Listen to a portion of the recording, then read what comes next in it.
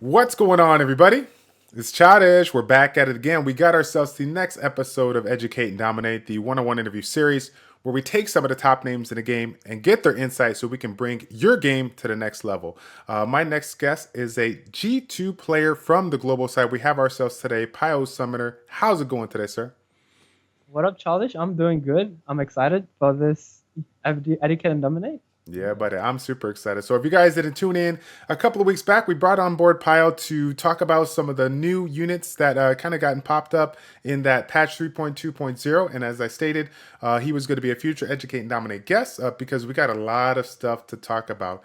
If you guys didn't catch up, last year, a good friend of both of ours here, Once to Love, did us a 5-part series called Educate and Dominate Operation Midgame. And within that, episode 2, we focused on the dragons for those early to mid-game players. Now, we got together with Pio, and we wanted to bring you kind of that next stage in talking about everything and anything when it comes to dragons and how you can start evolving your teams from those consistent runs to those speed clear runs, and not just how to make it, but why you should make it, or the pros and cons of it, or whatnot. So, before we get into that, Pile, let's get into just a little bit about yourself. A lot of people are familiar with you on the Twitch side of things, but as me being a Yep. YouTuber, there's only a couple of people that have seen a couple of your Guild Wars. Tell me a little bit about hmm Twitch. How did you get involved in Twitch, and where did that start from you?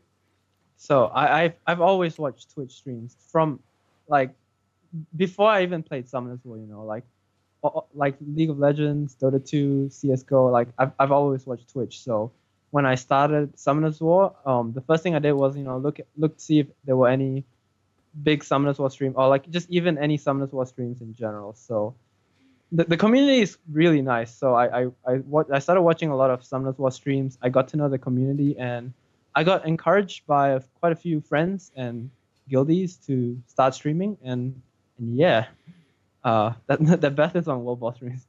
But Yeah, yeah, yeah. yeah, that's pretty much how I started streaming. I watched a lot of streams. I talked to a lot of people. I got to know the community really well, and they encouraged me to start streaming. They thought it'll be fun to watch me stream. So yeah, I I decided to give it a go, and yeah, I'm Right on, right on. And so, when it comes to the topic at hand there, excuse me, the topic at hand there, when it comes to Dragons B10, I think, a lot of people have seen a really good amount of content over the course of the time. But as you guys know, things get outdated, and it's time to kind of update yeah. on you that when it comes to Dragons B10, most of the people, when we think about it early on, we're just like, oh, let's just create a team, throw in what people do, and do it. But no one really understand like how DB10 actually works and how speed teams work in general. So can you tell me a little bit about the kind of theory crafting behind that, or why does it actually even though it may not make sense to others, why do teams that are just going in their YOLO style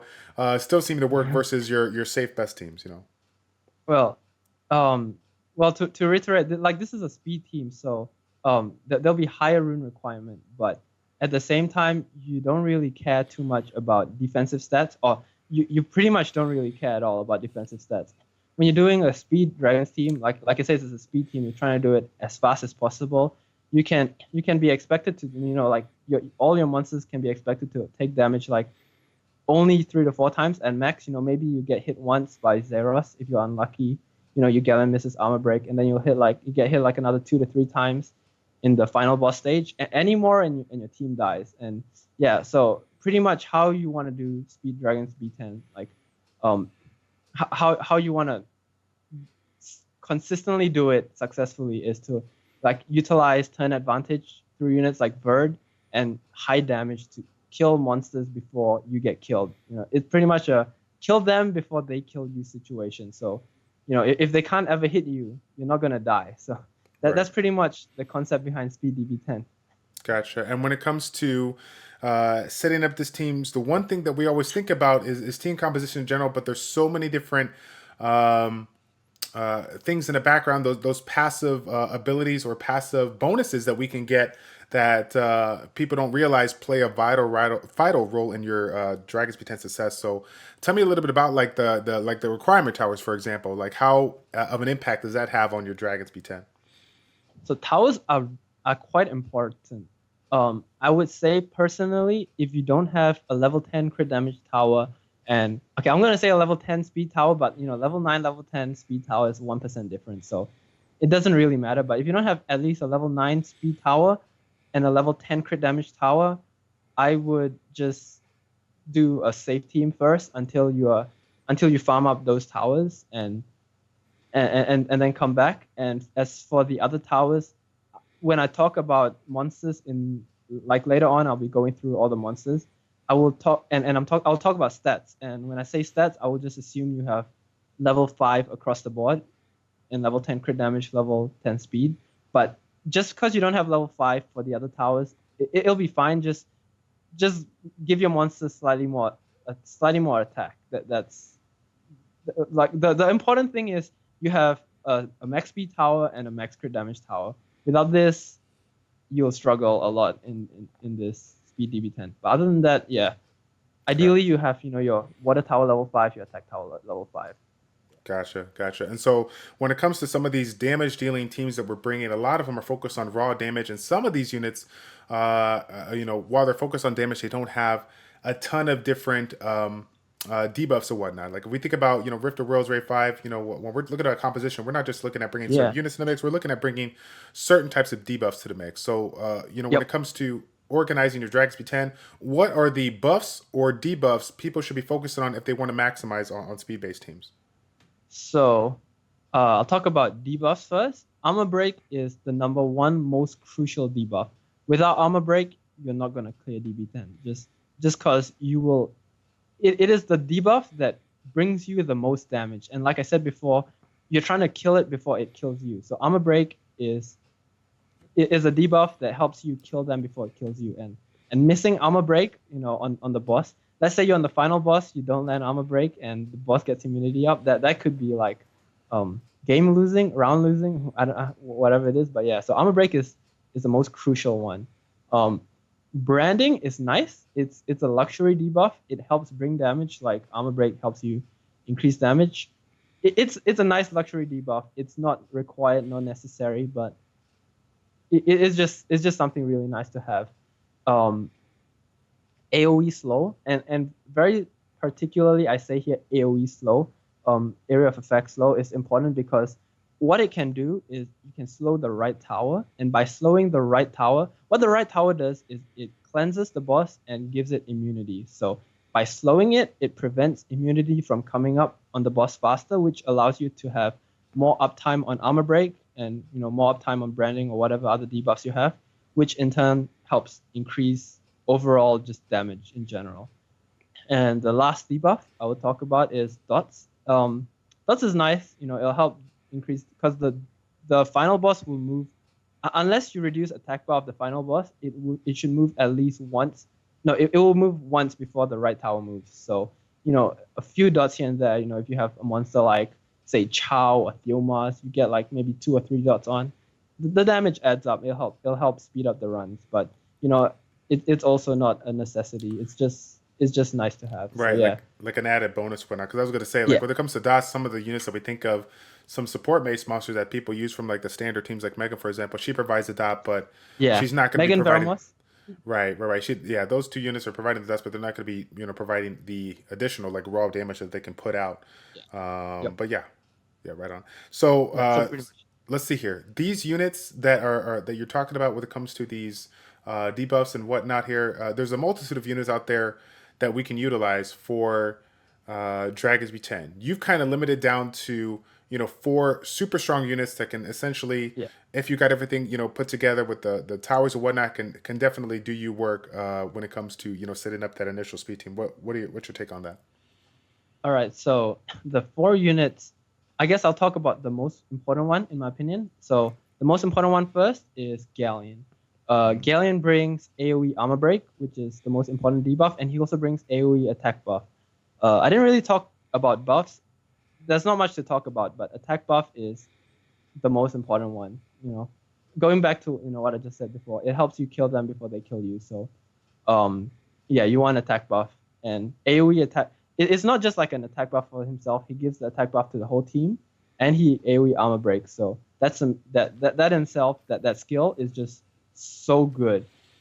He has armor break on skill 1, like armor break on, because his third skill is not gonna have infinite uptime. So the fact that he has AOE armor break and also an armor break on skill 1 makes him like such a valuable support monster. It's like he is the support monster that gives you the most damage. He doesn't necessarily have to do that much damage, but he being there just boosts the damage of your team by so much.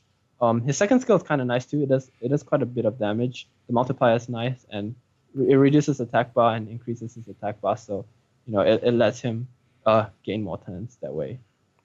So that's Galleon. The second most important monster I think would be Verd. He has an amazing speed dungeon lead. Was it 28% or 24? 28%, yeah. 28%, yeah. 28%. That's a lot of speed. So, just by having a Verd leader, it will just reduce the rune requirement on all your monsters by a lot. So you can run with slightly less speed just because you have Verd leader. 28% is huge. On top of that, he brings consistent attack bar. He consistently increases your team's attack bar. So that helps you get. What it does is it keeps giving your turn teams. So when your team gets a lot of turns, it means that your team is doing a lot of damage. So it's amazing. The only downside is that his damage it's slightly above average, but it's hovering. He doesn't do too much.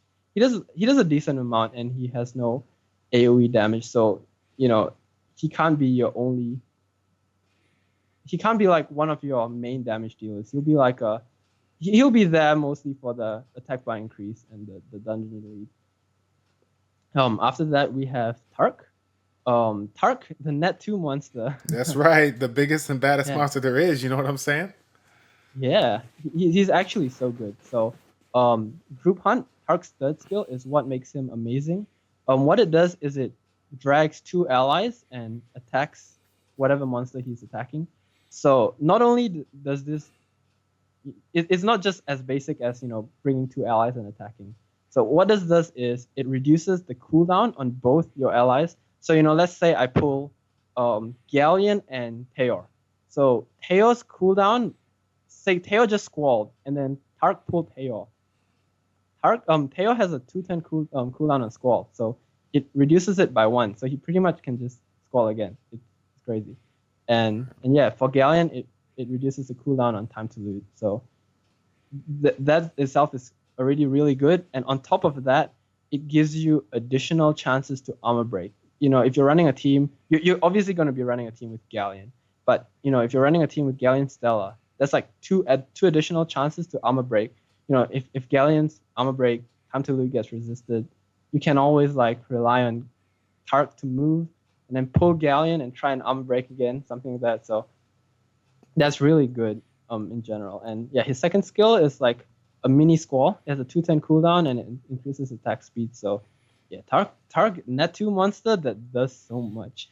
Yeah, he's an amazing monster. I love him. I still remember the first double Tarq video that I saw that just blew my composition away. I'm sitting here trying to level up natural 4-stars, and I think at the time that the first double Tarq composition became popular, I was using Theomars in there with Spectra. It was Verde Galleon, Spectra, Theo, something else. There was something else in there, but it was there was no.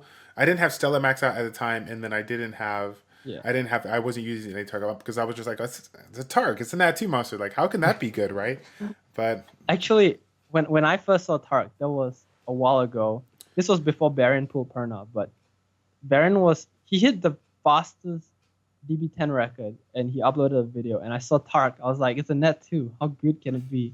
And I saw in the video, it pulled Verd twice during the final boss stage, and increased the attack bar of his team for full every single time. It was crazy. Mm-hmm. It was Baron's team back then was also slightly unrefined. It was over a year ago. It was single Tarq. It was Verd, Galleon, Tarq, Hua, and Faye, I believe, back then. It's very different from his team now. But that was the first time I saw Tarq, and I was like, oh, this unit's insane. Yeah, it's so crazy. I can't, like I said, it blows my mind. I see seeing those double Tarq, even sometimes people playing around with triple Tarq, Yeah. still do well. I can't believe it. But one of the units that you mentioned in your list of units, just kind of talking about it, you mentioned Stella. I'm super excited about this Yeah. one because I know that Hmm. Caranther, former Educate, I'm going to guess, and myself, I've really Yeah. been talking a little bit about her over the course of the last 6 months here. Tell me why you feel that she is just the end all be all for that speed based comp recommendation. So before I talk about it, if you want like an in-depth video about Stella, you can go. Caranthir has a lot of videos on it. He doesn't just use it in Giants. I'm pretty sure I've seen him use it in Giants in Dragons, but yeah, I've seen him use it in Giants, Dragons. I think even Necro and R5. So he has it in depth. I'll cover it of course, but he has like a 30-minute video on it or something. Yeah, how But to yeah, so Stella, how to Stella. That's what it's how to called. start. How to Stella. Yeah. But yeah, so she has the most important debuff on skill 1, and it's 210. It's a 210 armor break on her skill 1, so that in itself is really valuable. Branding on second skill, a luxury debuff, but it also helps increase just the damage of everyone in general. And finally, and most importantly, she has attack bar reduction on her third skill, and it's not just attack bar reduction because her third skill is kind of different. She hits it's a multi-hit, and she hits more depending on her speed. So I'm pretty sure after towers you just need 200 speed to hit the limit. Even less with Verdehile. It's like 200, and then you put Verdehile in, it's even less. So it's really easy to get 7 hits. 7 hits the maximum you can get, and it reduces attack bar. So by reducing the boss's attack bar, it denies him a turn. And this is really important because how the dragon mechanics work is when the final boss hits you, if you have dots on you, it does crazy damage. So even though the left tower moves and puts dots on you, when Stella moves, it pretty much denies him a whole turn. It pretty much just reduces the boss's attack bar to 0, or almost 0. So it helps your team. It gives your team 1 extra turn to live, pretty much. And she does really good damage too. She has 790 base attack. So for a unit with like 790 base attack, she does a lot of damage. Gotcha. Yeah. And so, with regards to this unit here, question on the mechanic of this here, the attack bar reduction, right? Is it how do I say? Is it solely reliant on? Does accuracy play a role in the attack bar reduction? I would think it would, but I'm just curious on. Have you ever seen her, hit upwards of 7 times, but only seen the attack bar reduction part 5 out of 7? Has there been any kind of issue like that? I have. Okay. Well, actually, I'm not too sure if it's like 5 out of 7, but maybe she just missed in general and didn't land any attack bar reduction. But right. I've seen her like reduce attack bars in weird increments before. I'm not too sure. Right. Yeah. So I guess talking about like stats for her, I would recommend getting some accuracy on her. At least I would say ideally you get at least 30 because she has, she's a debuff monster. She has armor break on skill 1, branding on skill 2. You really want to land those debuffs. Mm-hmm. She's not your main damage dealer, so it's fine to cut a little bit of damage. For the accuracy. So yeah. Yeah, and the good thing about it is that she actually awakens into accuracy, so it's not really too hard to get the amount that you're requiring to do. That's why I'm really a big fan of this unit. So as far as the units go, when it comes to the builds and whatnot here, what are your recommendations with these four units? Okay, so talk about Galleon because Galleon is the easiest. Ideally, and this is in an ideal situation, you have him violent shield, and speed crit damage attack or something. You only need you don't need like 60 accuracy from substats, but that being said, it doesn't matter. Galleon's just there to do Galleon things. Time to loot, and his first skill. My Galleon is speed, HP, accuracy. I build him for PvP. I have 32k HP, I think, and like 200 and 220 speed. I don't remember how much speed, but you know, I just built him for PvP and just put him in the DB10 team, and it works. So it doesn't matter. The number one thing, the most important thing, is that your Galleon needs to move first.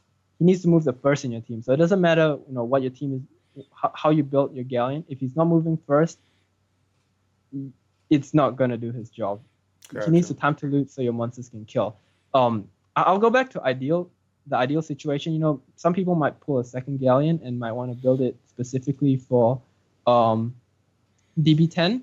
So you'll have a Violent Shield. Violent Shield is the best set. Violent wise, so you know, let's say you miss time to loot, you can Violent into first skill and hopefully armor break the boss at least. Shield is just there to help you absorb damage. You know, if the boss hits you, it'll help you absorb like, you know, one hit.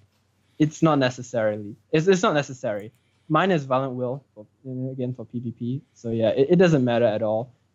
As for damage, you know, I say crit damage, but you can also run crit rate slot 4, attack slot 4, or whatever slot 4. Just the extra damage. You know, I'm once again going to go back to like the kill it before it kills you. So any extra damage is nice. So yeah, offensive builds are strong here, and it's a funny that you pointed it out with the one Galleon versus second Galleon. Since we're talking about, you know, late to end game stuff here and speed based teams and whatnot, one of the issues that I had early on was, you know, I made the Galleon, I set up my team, and I try to make a, you know, how do I say, I made it work for Dragons B10, but then I looked at my PvP side and I said to myself, well, you know, I think I got a couple of key units that I can create, you know, cleave based teams or whatnot, you know, go with like some shield and wheel or whatnot. But I ran into the issue that a lot of people are having to, and what they're trying to do is take a unique unit like this that is so good in so many situations and try to put it in for everything. I tried to, you know, take the focus rune subset off, get some will on, and then I had issues trying to micromanage my speed tune,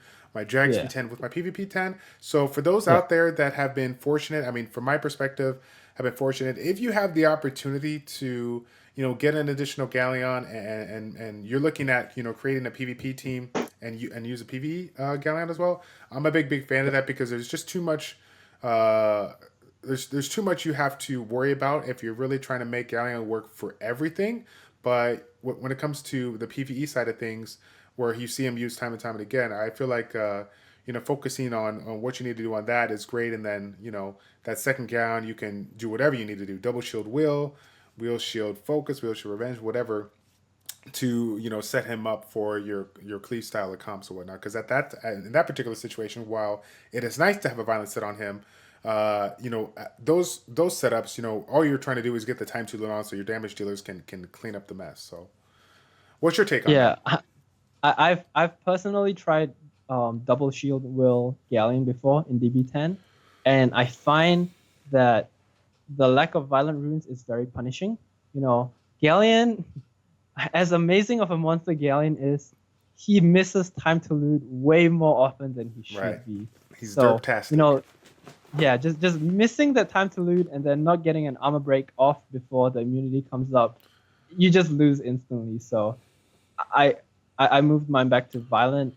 I find violent still pretty nice in PvP. You know, you can like time to loot and then violent into second skill, and like, you know, if you're not sure if the enemy is like Orion is going to move before you, you time to loot, you violent, you reduce the attack power of the Orion, and it's good. Bouncing back to the two, when you say building two Galleons, you know, obviously, you want your Galleons time to loot to be max for maximum armor break activation, and you want his first skill to be max again for maximum armor break activation. But sometimes if you're lucky enough, you can have the option of maxing his second skill or not maxing his second skill. So if you have two Galleons, what I recommend is, obviously in an ideal scenario, 1, you max the second skill. Number 2, you don't max the second skill. So his second skill is actually really amazing. So for PvP, you want it maxed. It is really nice. It gives him more turns. It gives him more damage. It's great. But for DB10, specifically for like Speed DB10, it's better for you to not have his second skill maxed. And why? because like a lot of people will be asking why. So why is because say on wave 4 out of 5 in DB10, your Galleon uses time to loot, and your team kills. You have like a Sigma. The Sigma uses third skill, kills everything. So your Galleon goes into stage 5, the final boss, and then he uses second skill on the boss because it's off cooldown. I don't know if that was the best example. Maybe it'll still be off no matter what. But what I was trying to say is you kind of want Galleon to be using armor break over the second skill, because armor break is where all your damage comes from. Sure, second skill does like really nice damage, but Galleon is like that team player. He brings armor break so your other 4 monsters can do more damage. So by not maxing the second skill, you give him more opportunities to be using armor break, and therefore will in the long run will be increasing the damage of your team in general. Yeah. Very good point. Very good point. When it comes to that, was the next unit here? What do we got? I think we probably want to hit up Verdehile. Did you want to talk? Yeah. Yeah. Did you want to talk about like the stat requirements that you want on those? So Verde is a very, I guess, special monster because you can build Verd many ways. You can build him Violent Revenge. You can build him Triple Revenge. You can build him, Revenge Broken. You can just build him full broken. Fatal Verd. Fatal Verd is actually like really good. Mm-hmm. So how this goes down is depending on the speed of your DB10 team. Just cause like even though people have the same like teams, some teams will be better, faster. Some teams will be slower just because of rune requirement, etc., etc. So the slower your team is, the more you want him on violent, and the faster your team is, the less you're required to run Verd. You're not required to run Verd on violent. Right. I hope that makes sense. But yeah, pretty much it does. okay, so what violent Verd does is violent Verd increases attack bar of your team. Like that's the basic of Verd. But what Verd actually does is, or violent Verd does is during the boss stage, if the boss gets immunity up, that's when your team struggles the most to get damage onto the boss, because the boss has immunity up and you can't get armor break on unless you're running some unit that can strip buffs, like maybe Luna with her first skill or chilling or something. So that's when you struggle the most to get damage because you can't get armor break up. So with violent Verd or even violent revenge Verd, what this allows the Verd to do is to proc, which gives your whole team attack buff. So this allows your team to just brute force it through, like brute force through the end bit with just turn cycling and just hitting the boss without armor break over and over. So that's when you want violent Verd the most. But if you have a really fast team and your team's not relying on you kill the boss really fast and you don't really care, if the boss gets immunity up, you're not in any trouble, you're not gonna die. That's when you can that's when you can be efficient and run like a full damage Verd with non-violent, maybe a fatal Verd, fatal blade or something. Mm-hmm. So stats wise, I guess I just talked about stats. So yeah, stats wise, Verd is very flexible. The most important thing with Verd is he moves last in your team, and this is really important. Verd moving last allows. So how Verd works is he increases the attack bar of your team. So when Verd moves last, he increases attack bar of the attack bar of your entire team, which essentially allows your team to like move twice. So like Tarq just moved, so Tarq's attack bar is at 0, and then Verd moves, so Verd boosts Tarq's attack bar, giving Tarq another chance to move before the dragon moves. So that's why it's really crucial for Verd to move last. 100 crit, obviously a given on Verd. If not, he's not going to be increasing your team's attack bar. So 100 crit on Verd is really important. And right now a lot of people are running attack slot 2. And I know back then a lot of people used to run speed slot 2 Verd, but I mean even now people are. But I guess when you're going for that fast run, that Speed DB10 run. Attack slot 2 helps you maximize damage on Verd. Ideally, you want to kill off a crystal that's armor broken with your Verd. You know, if a crystal at full health that's armor broken, your Verd hits it. Ideally, it dies. So attack crit rate attack is very common. If you have amazing runes and you can pull off attack crit damage attack Verd with 100 crit rate, by all means go for it. So, which brings us to speed. Speed is like speed is the most, I guess, controversial thing about him, but what, because people run Verd from 160 speed to 180 speed, and are able to like run consistent and safe teams, you know, through like this 20 speed gap. So I looked into it a little bit, and it's fine. But if you're running a 160 Verd, you have to run Verd leader. That's the number one thing. Also, the slower your Verd, the more damage your team requires.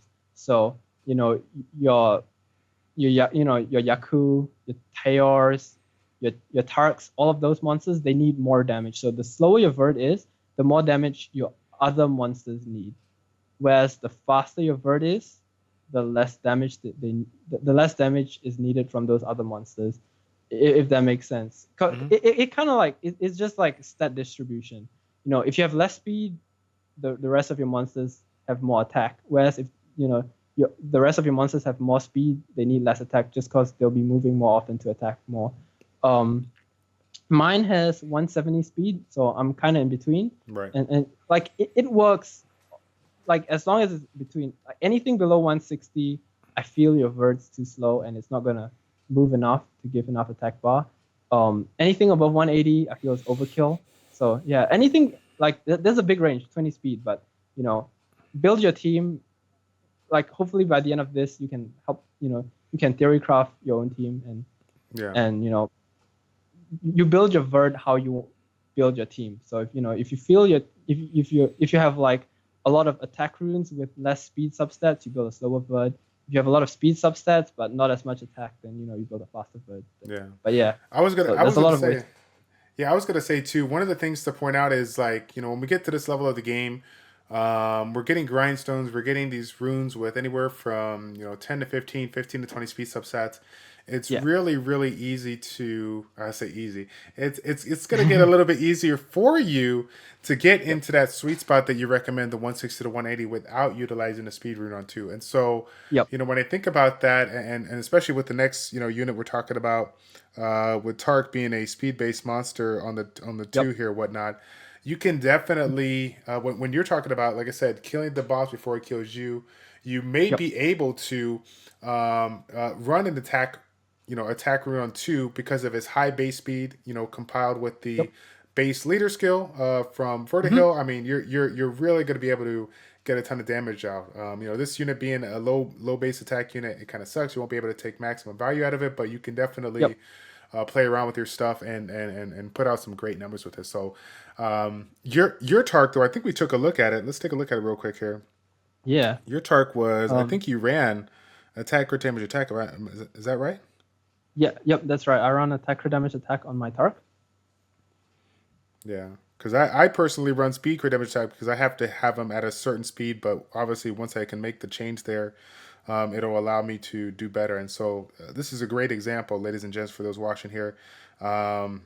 Crazy attack, crazy speed, critical rate, and critical damage here. And even though, again, you're like, but oh my gosh, Childish, Pio, he only has 11k hit points. It don't even matter. If you make sure that you can create your team in such a way that's going to provide so much damage, honestly, you can get away with lower stats. I remember when I used to look at my DPS units, he's just too squishy. Let me see if I can get a little bit more HP. But then I started sacrificing other, very important critical stats. Like whatever it is, speed, critical rate, whatever. So this is literally the ideal build for almost ideal. I would say, to be critical of myself, 85 crit rate. Yeah. That's right. Yeah, it's 85. I can't read, 85, so that's what it is. Yup. 85 crit rate and maybe 100 more attack. Yeah. Yeah. So yeah, Tarq. As for Tarq, you want him to. So there's a debate between violent Tarq and non-violent Tarq. My Tarq is violent just because I was able to get the stats, but I was running non-violent Tarq. Okay, last month I was running violent Tarq, but the months before that I wasn't running violent Tarq. Obviously, if you're running non-violent Tarq, you're looking for more attack, more crit damage, but there's been a big debate, and I've seen a lot of people run, broken set Tarq or Swift Tarq. Swift Tarq is actually very, very popular because 115 base speed, even with like pretty much no speed substats, like just just through like attack crit damage attack, you can run like a monstrous Tarq that is speed tuned. So because 115 base speed is huge. So yeah, I've seen a lot of Swift Blade Tarqs. Or just like broken Tarqs in general, like blade guard and stuff like that, and they all work. Violent is not necessary, but violent helps increase stability of your run. It helps him get group hunt off more often. So I guess it's the same situation as the bird. Violent helps increase stability of your runs, but it's not necessary. As for sets, I like attack crit damage attack, but speed crit damage attack also works fine. I mean, I guess this is the same. Okay, this will be the same for all monsters. Attack crit damage attack, I guess is somewhat ideal, but speed crit damage attack with a lot of attack percent substats is almost the same thing. So just whatever gets you the stats you need. So for damage dealers, I like 160 crit damage minimum, and depending on how much base attack you have, from 2k to 2.3k. When I say 2.3k, maybe monsters like Tayor, with 911 base attack, or Sigma. I forgot how much base attack Sigma has, but it's like 900 and I don't have a Sigma. Yeah, I think it's 900, yeah, around there. Yeah. It's so high, yeah. So with those monsters, you want to push it to like 2.3k attack maybe. Obviously, I've said it before. The lower your speed is, the lower your speed is, the higher your attack and crit damage has to be to compensate for the lack of speed. And once the faster it is, the less damage is required, just because you can cycle turns faster. There's no right or wrong. There's no going faster is better. There's no going slower is better. It's whatever suits your team the most. And yeah, so for Tarq, ideal scenario, you have like 2k attack, 160 crit damage, 85 crit rate, and he moves just before Verd. So he moves second last just before Verd. The reason why is, well, I guess I explained it when I was talking about Tarq before, but like your Tayor moves, your whatever damage dealer moves, and then your Tarq moves, which reduces the cooldown of your damage dealer, which helps increase damage overall. Sigma, especially those units with 210 cooldowns, Sigma, Tayor, those monsters, having Tarq pull them is actually so good, just because you get the skill off cooldown. Gotcha. Right on. Okay, so when it comes to like these particular units on here, you talked a little bit about these 4 units and the importance of having certain sets and the importance of just getting the required stats or whatnot. What's your take on some of the people out there that are really trying to force a particular set on a unit to try to make it work? So well, I guess I didn't really talk about Stella. I think I forgot. I talked about stats for Stella, but not sets. Really quickly, I'll just jump back. Okay. Violent is better, but broken is fine. I run mine broken. Childish can probably show. It's full broken, no sets. It has the stats I want. I run my Stella, by the way, in R5 as well. R5 backline. That's why I have so much HP and defense. But pretty much Violent is but since we are talking about Speed DB10, Violent is better for Stella. But if you can't make Violent work, it's fine if you don't have Violent. But yeah, going back to Childish's question of forcing and not forcing sets. So obviously the set that most people will force is Violent. Violent is the best set in Speed DB10. Like I'll just say it right now. Violent is the best, But if you can't get the stats you want, and you're forcing violent, you can potentially just fail because of that. I'll try and make an example because I don't think I said that very well. But if you're forcing violent on a unit, like say Tarq has really low base attack, and you force violent on Tarq, so your Tarq has only say plus 700 attack, just because you're forcing a set. You don't have attack substats.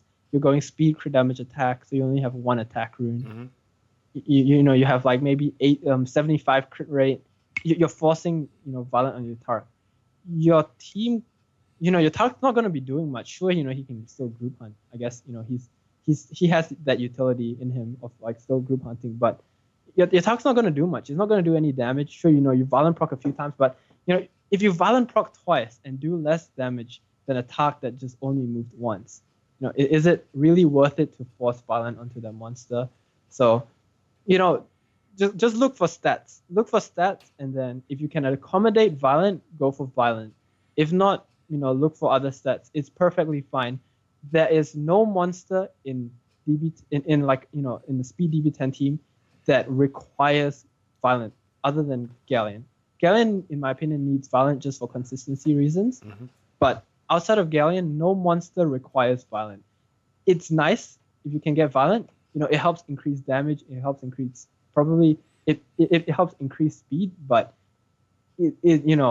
that's only if you have spare violent runes to go to pass along and stuff like that. If you can't do it, it's perfectly fine.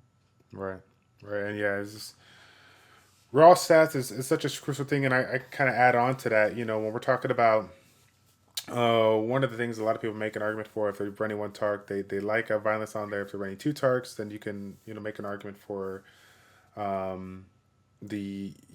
a broken set or whatnot there. And when I think about the argument of people going with a violent Tarq, because they're like, okay, you only got one, so you really want to make sure it gets as many turns as possible so it could reduce the cooldown times. Yeah. But also, essentially bring a unit to provide that defense break. And so, kind of going back just to the raw stats on these units that we're looking for versus the sets, regardless if Tarq pulls a unit or not, it's not going to be a guaranteed, thing where the unit that he's going to pull, like Stella, for example, is going to defense break the unit. It gives him the opportunity to, but it's not. And so that kind of goes to show that even though violent is going to be great, and it's a fine argument, go both ways, because the cooldown reduction is really, really strong, but having the opportunity to pull more people and potentially land debuffs that you need to doesn't necessarily mean that it's going to be automatically landed. You still have to look at the raw stats in all your units so that they're consistent and they're landing and whatnot. So gotcha. And so this kind of array of units that we've kind of mentioned here, how do I say, we've really talked about what you can use as a staple to get the job done. There's a lot of units out there that people question back and forth. There's a lot of scenarios where they feel like it's something you can use in your setup, but it's something that you'd probably say to stray away from. What are some of those either units you can't use, or what are some of those like traps that people fall into when besides the violent, forcing the violence? So what other kind of traps do you feel that are common mistakes or so that people make when it comes to this setup here? So a lot of people rush into Speed DB10 like too fast.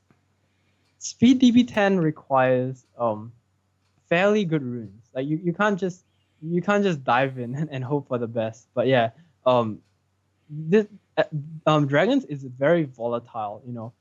You can even die on stage 3, the Zeros. You miss an armor break, and one of the crystals.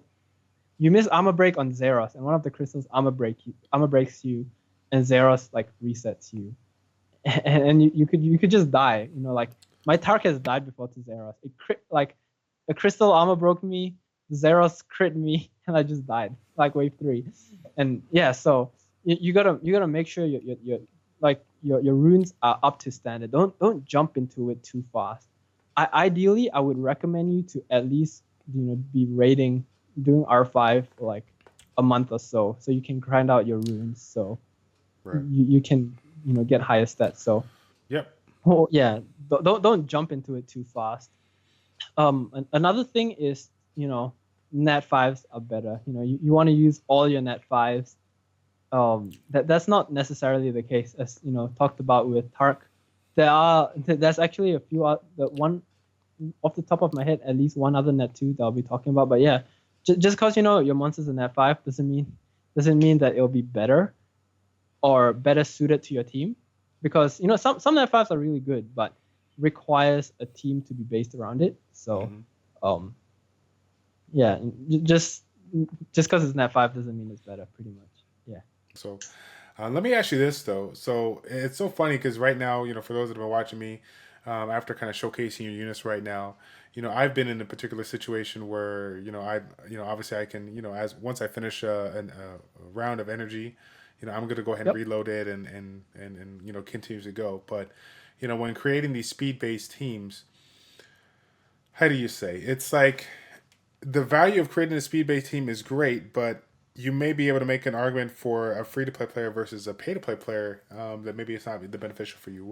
What do you think about that? Do you think it's for free-to-play? Should they even focus on speed-based teams or no? What do you think? Yeah. So see, the thing with speed Dragons teams is you'll be having okay, I'll just say one minute ish average. Some people will obviously have faster teams. And if you have slower teams, it won't be that much slower. It'll be like 120, like 110. And, this means that you'll be burning crystals like crazy. Mm-hmm. So if you don't have the crystals to sustain, speed DB10 teams, and you're only, like doing 5 refills a day, for example, and then, you're just waiting for energy to refill, you are better off using a safe team. And, like a Veramos, Bella, Megan, Verd team, or even without Verd, just 2 damage dealers, Theomas, Sigma. Because the thing is, with that team, even the Verdeless team, you can go all the way down to 1 minute 30, consistent, like 99% maybe, or 100%. And it's fairly fast, right? 1 minute 30, 1 minute 40 is pretty fast for a Dragon's run. Like Childish run was just a minute, so you're like about 26 seconds off him. So if you're not going to be refilling all day, there's it's way better to use a safe team. I myself use the safe team like half the time. When I'm on stream, I pretty much always use the speed team because that's what people like to see, and people like to ask for stats.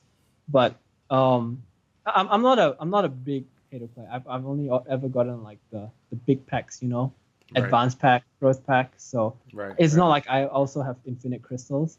So I kind of do both because I do pay. I do have like a fair amount of crystals, but it's not that much. So like if you want to give it a shot, if you want to test it out, that's kind of how I did my team. I was like, I wonder if I could do this. By all means, it's why this game is fun. You theory craft teams, you build teams for yourself. So, by all means, but it might not be the most effective or efficient way to spend your energy, because having a team that will never fail when you have a finite amount of crystals is, in my opinion, way better than just burning through crystals, going as fast as you can. That's my take on it, at least. Right on. Cool. I'm trying to see. I think we pretty much covered kind of everything we were looking at there. Is there anything else you wanted to add? Not off the top of my head, but if you one thing is, just cause I know I did go through a lot of monsters, but just cause I didn't talk about a monster doesn't mean that it's not good. For example, there's been a new streamer recently. His name is Island Grows. He's I think he's from Licious on Asia server. He's been playing around with Mao, the Water Drunken Master in DB10. I didn't really get enough. I couldn't really gauge how good he was, so I didn't really talk about him. But that was like really interesting. There's obviously Hua that I didn't talk about, because I don't think Hua. You can use Hua, I guess, but I feel other units do more than Hua does. So like just because I didn't mention a monster doesn't mean that it can't be used. You can if you think a monster is cool and you want to make it work, go ahead and give it a shot. And if you don't, well, that's a world boss monster now. Yeah, right. But yeah. Cool. Awesome, man. Well, unless there's anything else to add, I definitely want to thank you so much for your time and energy to come on board and do this video. When it comes to this particular segment, this is something that we always love to do at the end of the video. As far as the content that we bring, obviously we got the Dragons B10. There's a couple other dungeons that we can go in depth or whatnot. Is there anybody that you would want to call out to kind of bring on board for potentially like a future educate nominate guest? Either talking about these particular concepts like more in depth or just in general. What do you think? Well, maybe Lucina Drake from Malicious. She started streaming actually she started streaming this week. She bought a new computer or a new laptop. Her old one was too potato. She couldn't stream on it. So yeah, she got a new laptop this week and she started streaming this week. So yeah, maybe you can get something going. All right. Yeah, maybe we should try to reach out to her, see if she wants to. If not, like somewhere around this topic here, we'll see if she wants to hit up and talk to her. Sounds good. Yeah. But yeah, any shout outs you want to give out there to the community? Well, hopefully after watching this video, you can create or make your own team composition, your own Speed DB10 team composition, and I don't know. Shout out to everyone who's watching this video, who watches my Twitch streams and stuff, and yeah. Right on. All right. Shout out to you. As well. Thanks. There you go. No, not a problem at all. I appreciate it. Yeah, not a problem at all. So again, don't forget, guys, go ahead and give him a follow if you haven't seen him already. Twitch.tv/PioneerSummoner. He's in my list in the YouTube description down below. He's constantly streaming all the time, and again, he'll take some of these Guild War clips that he enjoys and feels you guys would enjoy too, and puts it on his YouTube channel as well. So I have a link to his YouTube channel if you haven't seen it already. But we'll go ahead and close out this video right there. Thank you guys so much for tuning in. It's a pleasure to make this video for you as always. It's your boy Childish and Pio with ChildishPlays checking out. Take care, and we will see you next time, guys. We're out. All right.